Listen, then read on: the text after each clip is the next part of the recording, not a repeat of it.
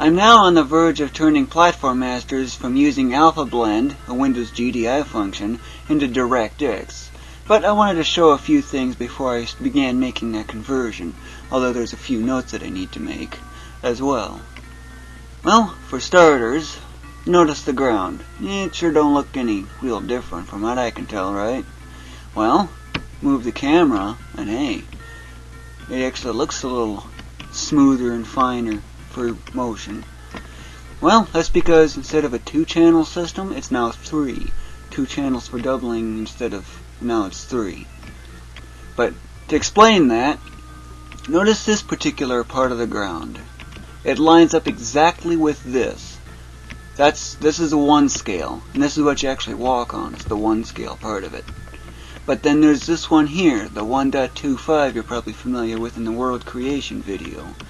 Then there is this 1.59375 one, which is really screwy. Yes, I know it's screwy. But here's the 2. Notice that it took 3 steps to go from the 1 to the 2. But then, of course, another 3 steps and you lead out to the 4. There's nothing really different there, except for the texture getting a little harder to see because it blends in. And by here, you almost can't even see those details too well.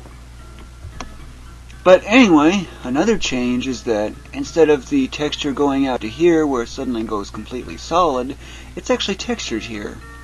But you really almost can't even see that. You'll actually have to zoom into like 4x zoom or something in order to see that.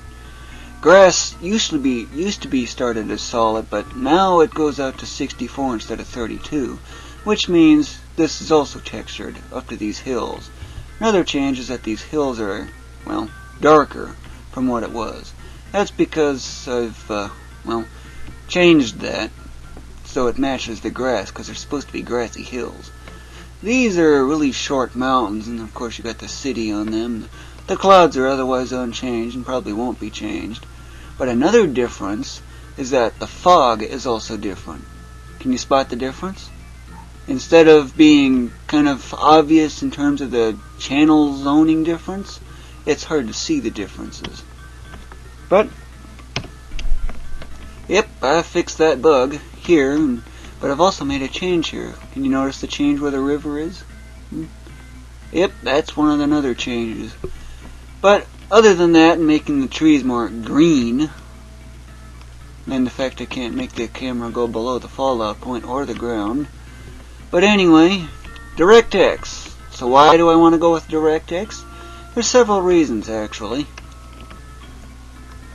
One of the main reasons, just to give you an explanation on the basics, is that I want full screen. Currently, the only way I can get full screen is to, in a sense, simulate it.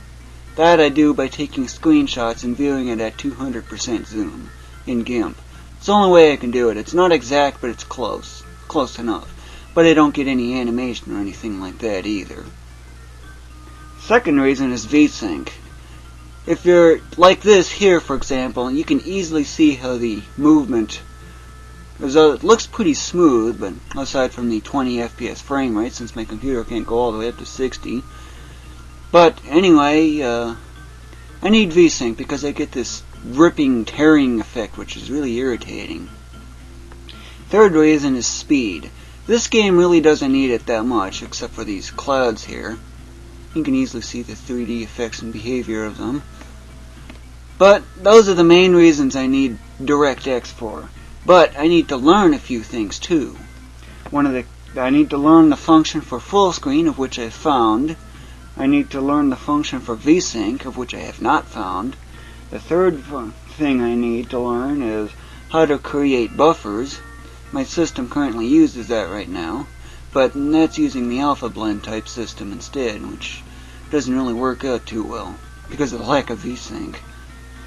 And the fourth thing I need to know is with DirectX is how do I create buffers? Or not buffers, how do I draw images like these hills here so they repeat and stuff for the drawing? That's basically all I really need for DirectX. Nothing really otherwise special. But anyway, that just explains what I need for DirectX and the related. Yeah, I know, 5 million coordinate units. You can actually go out that far in the real game. But once I get DirectX going, then I can start adding the character and adding the gameplay and other stuff. And do expect videos of that as well. But anyway, that's pretty much all I really need to say. This video was created by Ulillillia. Thank you for watching.